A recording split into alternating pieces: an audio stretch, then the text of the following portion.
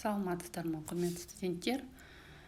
Бүгін біздер құрмалас сөйлем синтаксисі бойынша 14-15 дәріс тақырыбын бастаймыз. Бүгінгі қарастыратын мәселелеріміз мәтін лингвистикасы, мәтін және дискурс және қазақ пунктуациясы.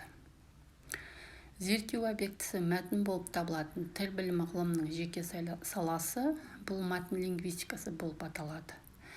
Ол мәтіннің өзіне тән мәні мен болмысы, ерекшелігі, шындық болмыстың мәтінді бейнеленуі, мәтіннің түзу ерекшелігі, оны қабылдаудың сипаты, мәтіндегі автор мәселесі, тағы басқа жайттарды қарастырады.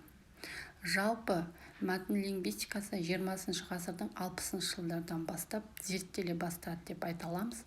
Оның негізін Бенвенист, Скалечко, Карцевский, Матезиус, Бали, Виноградов, Хорес тағы басқа еңбектерінде қалыптасқан дегенді айта алады екенбіз.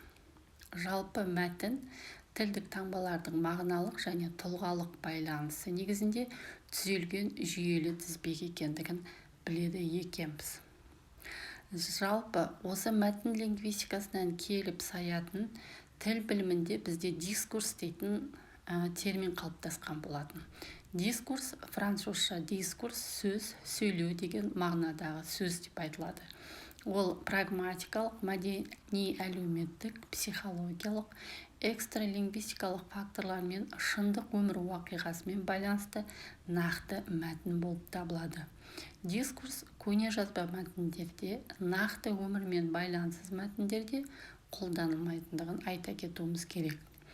20 ғасырдың 60-70 жылдары дискурс теориясы, даму үрдістері, соған қатысты басқа да мәселелер қолға алынып зерттеле бастады. Жалпы тіл, мәтін және мәдениет байланысы туралы Барттың мәтін тілде орналасып, дискурста өмір сүреді деген пікірінде анық көрінеді екен. Жалпы мәтін тілдік қарым-қатынасты жүзеге асырудың негізгі құралы бола отырып, оның толық жүзеге асқан нәтижесі ретінде танылады.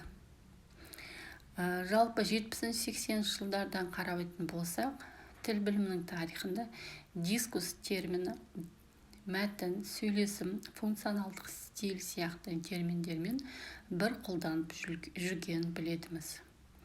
1978 жылы Николаеваның берген анықтамасына сүйенсек, дискурс лингвистикалық мәтіндегі көп мағыналы термин дегенді айтады.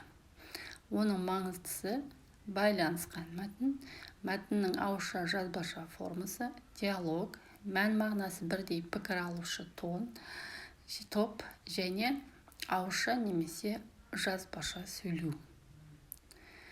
Дискурс термині мәтіннің статикалық күйінен динамикалық күйін зерттеуге көшуі дейді.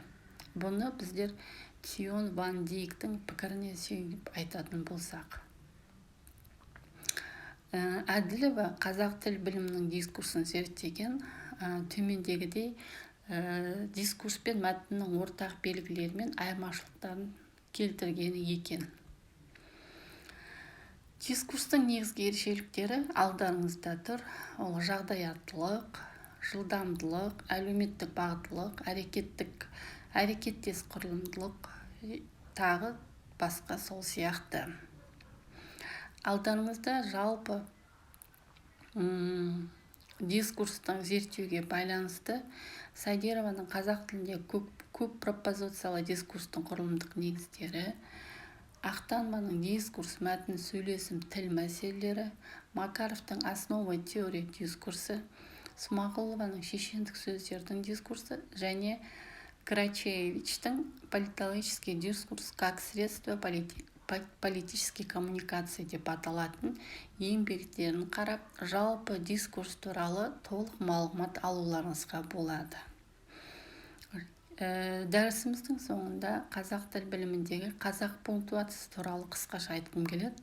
Жалпы пунктуация дұрыс жазудың, жазылғанда дұрыс оқып, дұрыс түсінудің құралы болып табылады. Пунктуацияның негізгі тыныс белгілері бұлар: нүкте, сұрау, леп белгілері, үтір, нүктелі үтір, қос нүкте, сызықша, тырнақша, жақша, бас әріп, абзац жатады. Олардың әрқайсының өзіне тән қызметтері мен мағыналары бар